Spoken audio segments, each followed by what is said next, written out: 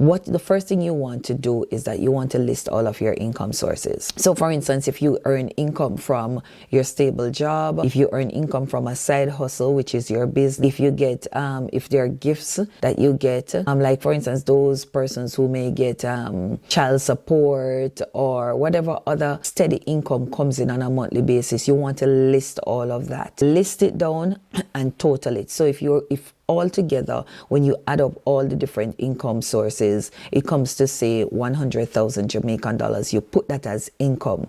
Then you want to, in another column or on another page, you want to list all of your expenses, guys. And we're talking about the recurring expenses that happens every month. So we know that electricity is one. We know that is another. If you're living in the US or Canada, you know that heat is also another one. Internet bill is common, guys. Phone bill is common. If you have a car, you may have insurance that you need to pay. You may have a loan that you need to pay. You may have a rent. You may have a mortgage. You may take into consideration the gas that you need to put into the car. You need to take in consideration if you take the bus, how much do you spend on the bus or the taxi on a daily basis.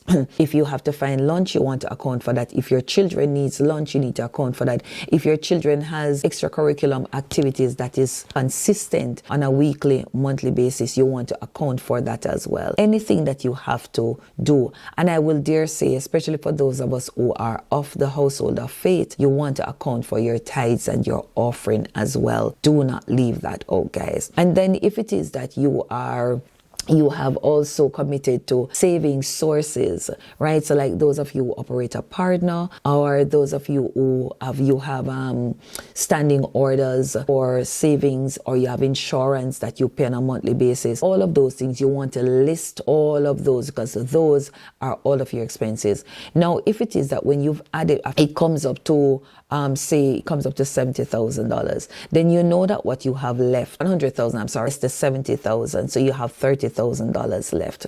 Now that 30,000, guys, is what we say you have now that can do all the other things that are not recurring. For instance, if you're planning vacation, you may want to begin to save from this 30,000. Maybe you have your birthday coming up, or want to account for that. There's something I forgot to also mention in your list of expenses, guys. If you have like a credit card or a line of credit, you want to account for those things as well. Anything that's recurring, you want to make a listing of it. And then when you're finished, you minus the expenses from your income, and the difference, what is left, is what you can basically budget for. Those are the things now that you'll say, okay, can you increase your savings? And is there something in particular that you want to purchase, that you can possibly purchase it from this, out of what is left? But the long and short is that 30,000, you do not want to exhaust it, guys, because again, that 30,000 is what is going to basically, you have to carry you through until the next day.